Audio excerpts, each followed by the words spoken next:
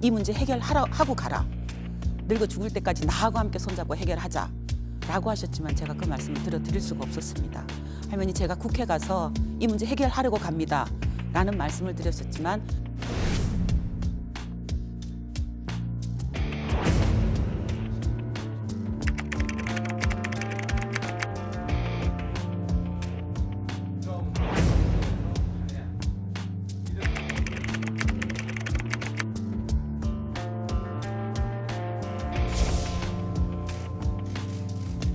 똑똑하다면 세부 자료를 공개해야 합니다. NGO의 생명은 도덕성이므로 차제 투명성 강화를 위한 계기로 삼으면 될 것입니다.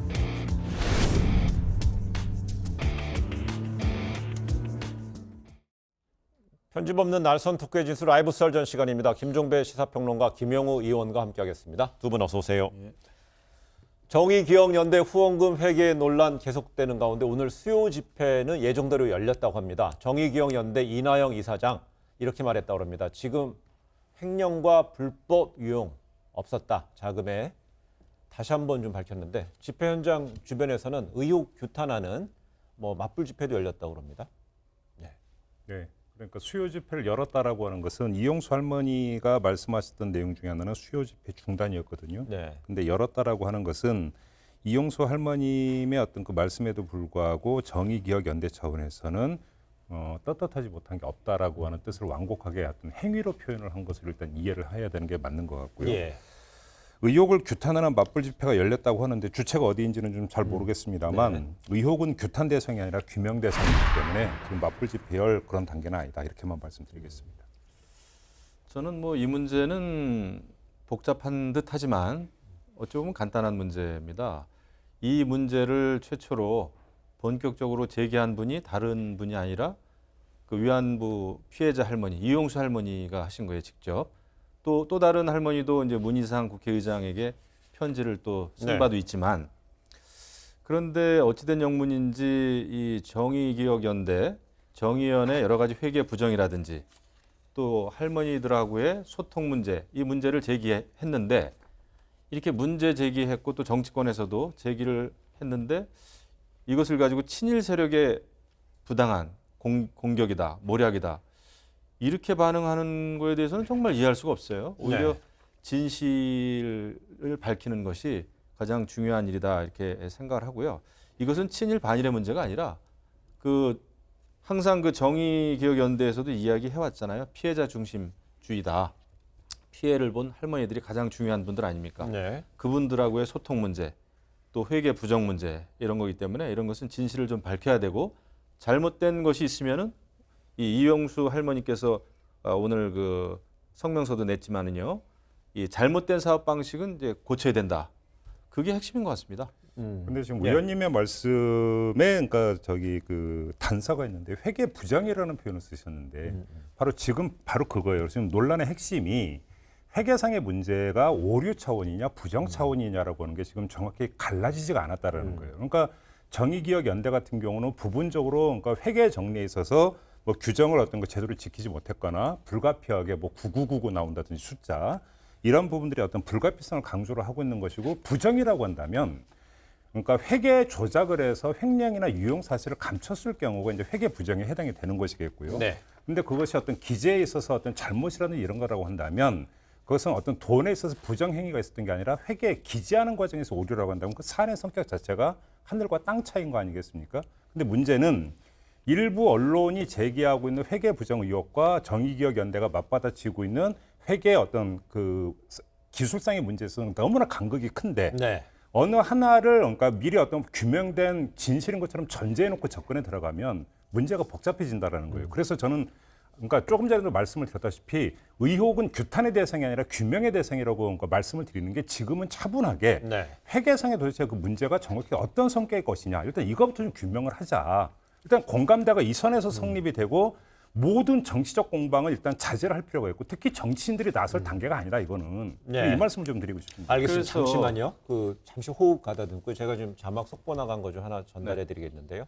N번방의 개설자로 알려진 그 텔레그램상의 닉네임 갓갓에 대해서 경찰 신상정보공개위원회가요. 공개를 결정했습니다. 그동안에 24살의 대학생 문모 씨로 알려져 있었는데요. 문형욱 씨로 신상 공개가 결정이 됐고요. 앞서서 그 영장 실질 심사를 했었는데요. 여기서는 뭐 30분이 채 걸리지 않았다고 합니다. 영장 실질 심사 후에는 죄송합니다, 혐의를 인정합니다라고 했고요. 법원은 역시 뭐 도주 우려 때문에 영장을 발부했다고 합니다. 앞으로 경찰은 추가 범죄 수사를 할 예정입니다. 예, 우리 김영우 의원 이야기하겠습니다. 계속 이야기를 좀 이어나갈게요. 그 윤미향 당선인은 본인 스스로가 정치인입니다. 국회의원 당선이 됐어요.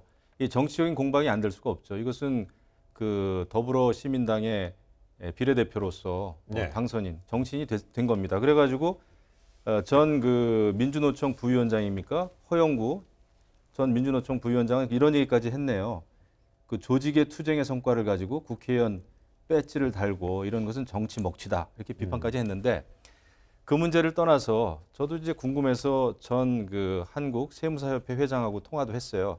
이거 어떻게 바라봐야 됩니까? 그랬더니 이것은 회계의 기본적인 원칙을 지키지 않은 거다. 제가 아까 이제 회계 부정 의혹이란 말을 썼지만은 그게 부정인지 아닌지 위법인지 아닌지는 물론 이제 검찰이 조사를 해봐야 결과가 나오겠죠. 근데 지금 국세청 홈페이지에 이제 여러 가지 회계 결과를 공시를 한 거 아닙니까? 정의기억연대가.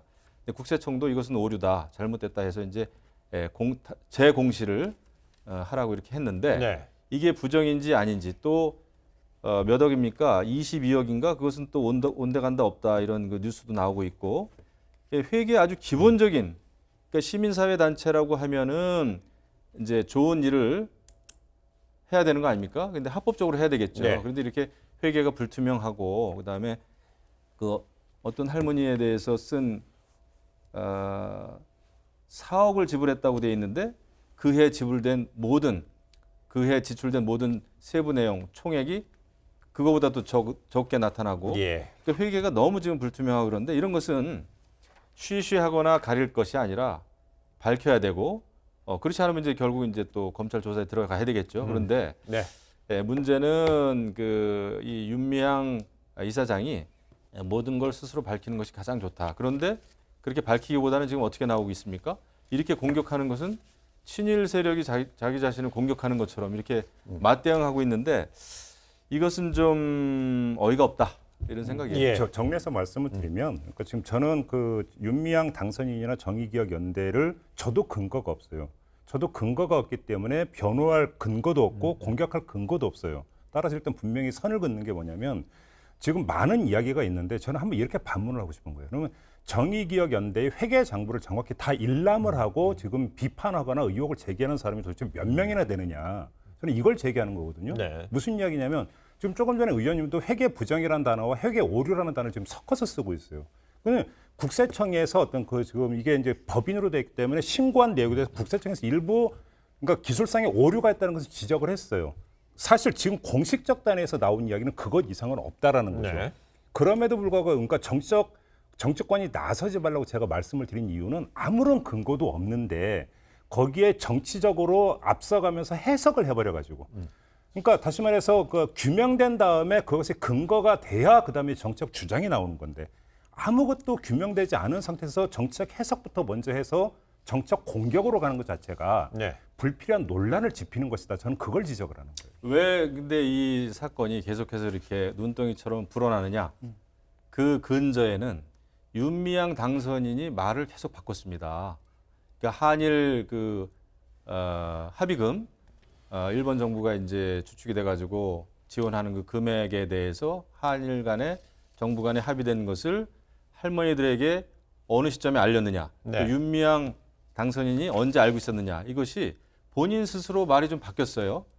네, 그런 측면에서 이거 본인이 계속 정말 그 호미로 막을 거를 가래도도 못 막게 된 겁니다. 그래서 이것은 스스로 밝히는 것이 맞고 이것은 정치적인 뭐 해석이라고 이제 말씀을 하시는데 정치적인 해석 문제가 아니라 이 사안 자체가 굉장히 정치적이잖아요. 솔직히 말씀드리면 기존의 한일 간의 여러 가지 외교 문제에도 이게 관련이 돼 있고 오히려 이런 사건이 불거짐으로 해가지고 일본의 입지만 강화시켜주는 꼴이 돼버렸습니다. 이것은 정의기억연대가 바라는 바하고는 완전히 반대 방향으로 지금 가게 되고 있는 거예요. 이것을 막기 위해서는 오늘 이용수 할머니께서 사실 결론을 주신 거예요. 세 가지 그 내용을 압축을 잘 하셔가지고 그 성명서 내지 않았습니까? 뭐 저기 뭐야 한일 관계에 대해서 여러 가지 역사 교육하자. 이것은 다분히 원칙적이지만은 직접적으로 이번 일하고 관계가 있는 거 사업 방식이 잘못됐다. 이런 책임 있는 집행이 이제 필요하다. 투명한 공개를 통해서 국민 누구나 공감하는 과정을 만들자. 이거 이상의 좋은 해답이 있을까요? 아니, 이거 저- 이용수 할머니가 직접 주장을 하신 거예요. 저는 저는 의원님 이대로 하면은 말씀을 잘하셨다고 생각합니다. 전혀 문제가 없다 무슨 생각합니다. 얘기냐면 자, 그 회계의 문제는 도덕성의 문제죠. 그 엄밀하게 가르면. 근데 지금 말씀하셨어. 뭐 일본의 어떤 입지를 강화시켜 준다 이런 어떤 접근법은 도덕적 관점에서의 접근이 아니라 정치적 관점에서의 접근이에요. 그러니까 뭐냐면 불거진 문제가 그러니까 도덕성의 문제라고 한다면 그거는 사실에 기초해서 사실이냐 아니냐를 판단한 다음에 보편적인 상식과 원칙을 가지고 부도덕하다 아니다라고 가르면 되는 문제고 네. 자, 이게 정치적으로 그럼 우리가 어떤 스탠스를 취해야 되고 이 문제를 어떻게 봐야 되는가의 문제는 정치의 영역인데 그건 선행 단계가 정리가 안 된 상태에서 이야기를 이렇게 섣부르게 정치적 공방을 만들어버리고 해버리면 그 정치적인 파장이 일본으로까지 미친다라는 거예요. 거꾸로. 저도 바로 그 점을 지적을 하는 거예요. 이것이 단순히 국내적 문제로 한정이 되는 게 아닌 상태에서 정치적으로 이렇게 키워버리면 그게 누구한테 독이 되는, 그러니까 득이 되느냐. 그다음에 또 누구한테 독이 되느냐. 이걸 좀 보면서 그거는 차후에 규명된 다음에 해도 되는 것 아니냐라는 얘기예요. 그러니까 거꾸로 무슨 친일이니 뭐니라고 하는 이야기가 나오는 것도 어찌 본다면 그것이 앞서간다고 지금까지 비판하실 수 충분히 있다고 생각하는데 이런 식으로 자꾸 이 도덕성 문제에 정치적으로 해석을 해서 섞어버리니까 맞받아치니까 오히려 이게 더 커지는 거잖아요. 예. 이게 득이 되느냐라는 이게 그러니까 문제예요. 그러니까 1991년도에 그 정의연의 전신인 정대협이 이제 활동을 시작했고요. 그 동안에 지난 30년 동안 지난한 역사 속에서 위안부 문제를 국제화 이슈하고요. 위안부 군 어떤 피해 여성들의 인권을 세계 어떤 보편적인 인류애로서 보듬는 작업에 있어서 최전선에서 역할을 했잖아요. 그런 어떤 성과 부분이 이제 분명히 이제 큰 성을 이룬 상태에서 이번 사태가 그런 부분에 있어서의 어떤 훼손되는 우려가 제기되는데 실질적으로 이런 어떤 논쟁 속에서 그 친일서적으로 불리는 반일 종족주의 저자들이 지난 11일 날 이제 책을 또 이제 내놨는데 반일 종족주의 투쟁에서는 또 위안부들에 대해서 또 그 혐오성 발언을 또 해서 사실상 이런 부분이 역작용으로 가는 게 아니냐는 우려도 좀 제기되고 있는 건 맞죠? 근데 그거는 완전히 별개의 문제죠. 예, 예. 그거는 뭐 학자들이 또 다른 이야기를 하는데 저는 거기에 그 학자들하고 전혀 의견을 달리하고 예. 있습니다만은 그렇게 가면은 이제 친일 대 반일 프레임으로 가는 거예요. 근데 이 사건의 당사자인 윤미향 당선인이 뭐라고 또 글을 썼냐 하면은 친일이 청산되지 못한 나라에서 친일 세력의 부당한 공격이다. 자기에 대한. 네. 이렇게 반응을 하니까 문제가 계속 커지는 겁니다. 그리고 더불어민주당의 김두관 의원 아까도 이제 나왔습니다마는 뭐 친일, 반인권, 반평화 세력의 최후 공세다. 이거야말로 어처구니 없는 정치적인 공세죠. 네. 이렇게 가면 안 되고 말씀 잘하셨는데 회계가 잘못됐다면은 어떤 부분이 잘못됐는지 밝혀야 되고 가장 좋은 것은 스스로 밝히는 게 가장 좋은 것이고요. 그렇지 않으면 또 검찰, 경찰 그 조사 단계로 가야 되겠죠. 네. 그리고 많은 시민단체들이 정의기억연대를 그럼에도 불구하고 우리는 지지한다라고 했어요. 아니 정의기억연대가 여태까지 해왔던 일을 그 일 자체가 잘못됐다고 주장하는 사람들이 어디 있겠습니까? 옳은 일을 잘해왔어요. 하지만 옳은 일도 회계 문제라든지 아니면 피해자인 할머니들하고의 진정 어린 소통이라든지 이런 건 너무나 중요한 문제 아닙니까? 이런 거를 옳은 일을 옳은 방법으로 하라는 거예요. 예, 한 말씀은 보태겠는데요. 왜 그런 얘기를 하는지를 제가 다시 한번 말씀을 드리면 지난 시간에 그 말씀을 드린 적이 있어요. 왜 지금 이 단계에서 윤미향 당선인이 그 2015년 한일 위안부 합의에 대해서 사전 설명을 받았네 못 받았네가 왜 논란거리가 돼야 되는지 나는 이해를 못하겠다라는 말씀을 엊그저께 드린 바가 있어요. 자, 그러면 다시 한번 말씀을 드리겠는데 자, 회계상의 문제가 핵심이라고 쳐요. 그러면 그거와 자, 위안부 합의에 대해서 사전 설명을 받았느냐 못 받았느냐의 문제는 어떻게 연결이 되는 겁니까? 사안이 이게 같은 사안입니까? 전혀 다른 사안이잖아요. 왜 다른 사안인데 회계 문제가 제기됐는데 그러니까 그렇잖아도 벼르고 있는데 그러니까 잘 걸렸다시피 바로 이 문제부터 들고 나오느냐는 거예요. 이러니까 결국은 떡 본 김에 제사 지낸다고 이 문제 제기되니까 그렇잖아도 평소 이 문제에 대해서 불만 있었는데 이참에 한번 다 섞어가지고 털고 가자. 이런 식으로 접근한다라고 받아들이는 거예요.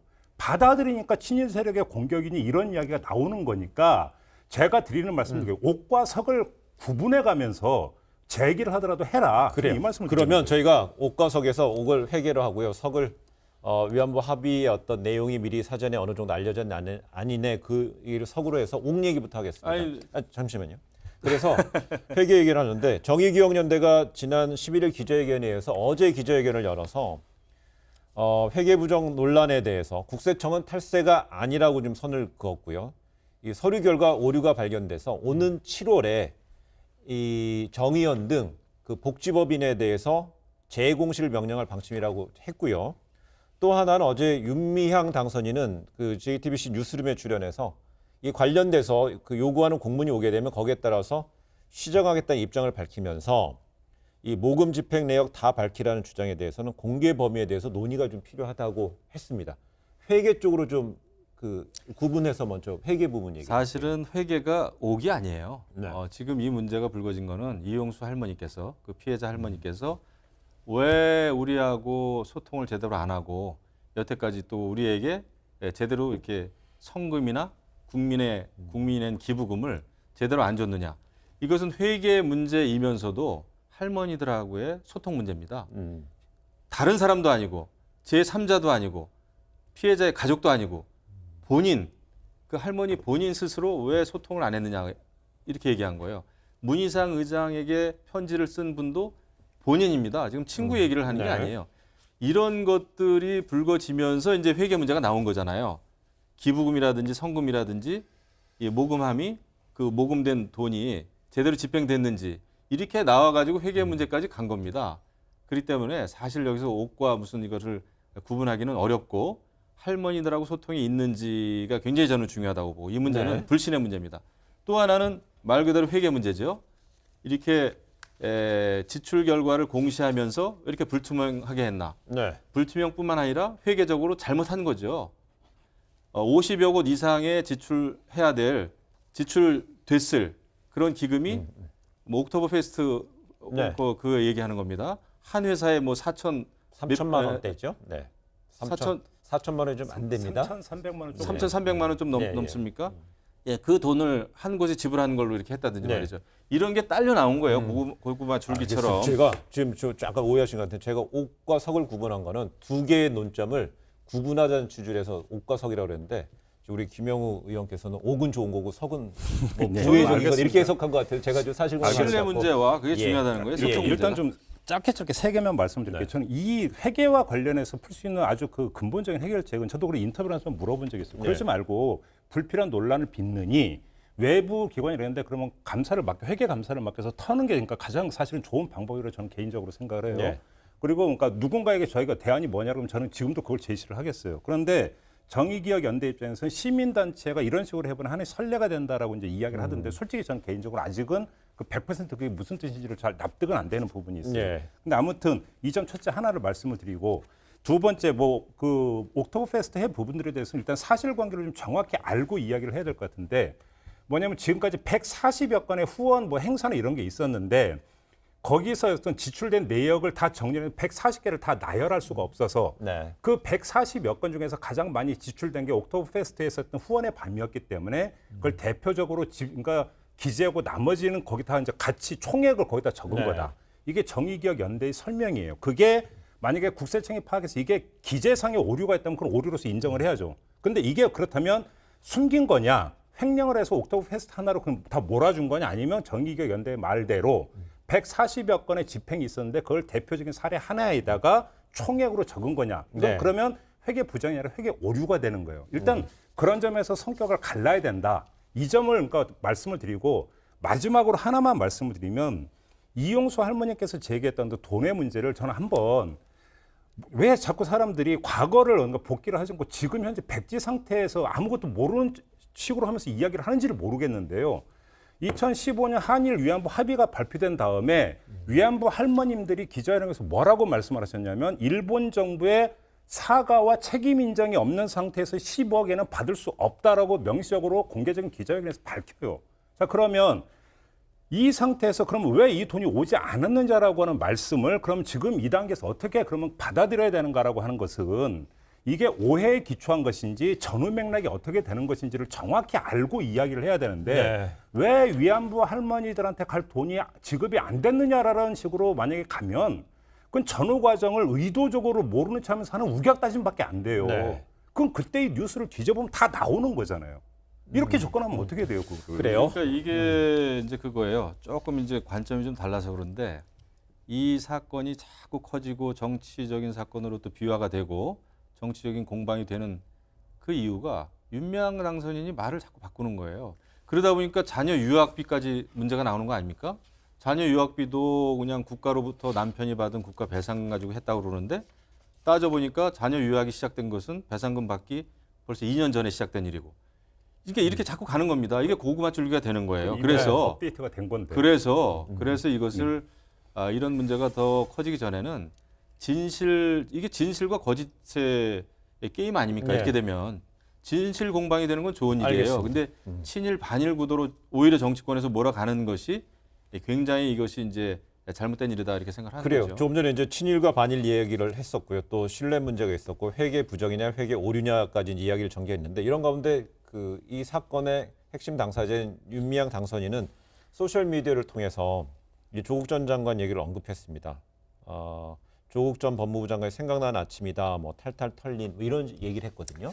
저는 이런 반응에 대해서 어떻게 봅니까? 저는 이건 이렇게 해석을 하면 될 거라고 생각을 해요. 네. 뭐냐면 왜 나를 공격하면 내 딸까지 물고 늘어지느냐. 그러니까 윤미향 당선인의 그 문제 제기는 간단하게 이거예요. 그러니까 조국 전 장관의 경우를 한 게 당시 보수 세력의 타깃은 조국 당시 장관 아니었냐. 근데 조국 장관을 잡기 위해서 부인 딸까지 전부 다 털었던 거 아니냐.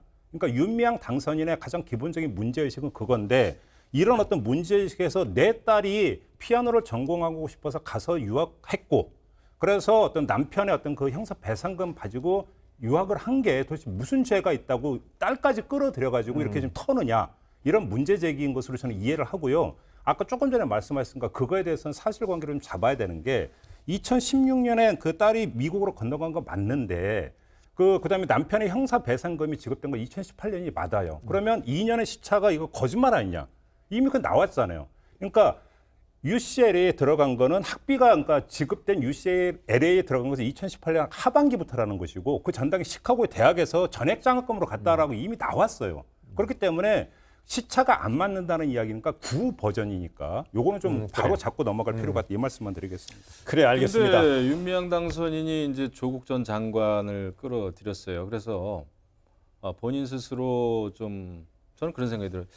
본인 스스로 좀 진영 논리에 기대는 거 아니냐 말이죠. 저는 그런 게 좀 불합리하다 이렇게 생각을 합니다. 이제 네. 본인 문제는 본인 선에서 해결해야 되고 진실을 밝히면은 끝날 일을 조국 장관 끌어들이죠. 또 친일 세력 끌어들이죠.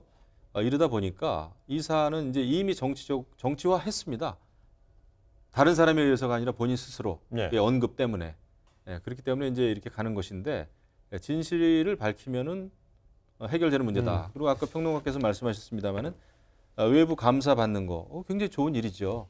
근데 이게 잘못된 선례로 남느냐? 저는 아니라고 봅니다. 그래요. 잘못된 관습이나 잘못된 병폐가 고쳐지기 위해서는 이런 일이 이런 개별 사안이 불거질 때마다 제대로 고쳐지면은 다른 시민단체가 오해받을 일이 없잖아요. 근데 그것을 감사도 안 받겠다고 하니까 오해가 점점 커질 수밖에 없는 거죠. 예, 윤미향 정의원 이사장은요. 전 이사장은 그 국제적으로 알려진 그 공익법인을 운영하면서 세계적으로 이름을 알려줬고 또한 이번에는 국회에 입성한 당선인의 신분이잖아요. 공인이잖아요. 공인도 방어권은 작동을 하는 거고요. 그러면서 본인이 어떤 사건에 대해서 이슈에 대해서 느끼는 소외라든지 충분히 방어권을 확보하는 데 있어서는 다양한 논거를 제시할 수도 있는 것이고 사례를 제시할 수도 있는 거기 때문에 근데 그것이 예전에 우리가 언급하고 있던 조국 전 장관 사례에서 나왔던 친일이라는 어떤 핵심 용어도 등장을 했고요. 또 딸이라는 가족의 이야기도 나왔기 때문에 이 부분이 이야기가 좀 착착 전개되는 그리고 것 이제 같다는 그런 게 생각이 있어요. 이제 국회의원이 되지 않았습니까? 5월 30일부터 20일 때 정식 국회의원의 임기가 시작되는데 정말 국회의원은 공인 중에 또 공인 아닙니까? 그러니까 이제 이 일이 커질 수밖에 없는 네. 거예요. 이런 차원에서 윤미향 당선인도 본인이 한마디 한마디 하는 거, 한 줄 한 줄 쓰는 이 글들이 국민들에게 많은 여파를 끼치는 거죠. 그것을 감안해야 될 겁니다. 좀 알겠습니다. 짧게 한 말씀만 네. 해도 될까요? 그러니까 저는 좀 공격을 하더라도 좀 저급하게는 하지 말라라는 이야기를 꼭 드리고 싶은 게 특정 언론이 윤미향 당선인을 두고 반미와 반일을 외치더니 딸을 미국으로 유학 보내? 이런 취지의 기사를 내보냈어요. 자, 이게 얼마나 저급한 어떤 접근법이고 보도물입니까? 그러면 예를 들어가지고 일제강점기에 어떤 반일 성향을 가지고 있는 어떤 아버님이 자기 자식을 동경제대 유학을 보내면 그건 친일행위입니까? 말도 되지 않는, 그러니까 그걸 가지고 윤미향 당선인의 이 지금 사건의 어떤 그런 거는 아무 상관이 없는 인신공격성을 해 들어가는 이런 저급성이 나오니까 이게 혼탁하게 가는 거예요. 알겠습니다. 여기까지 듣겠습니다.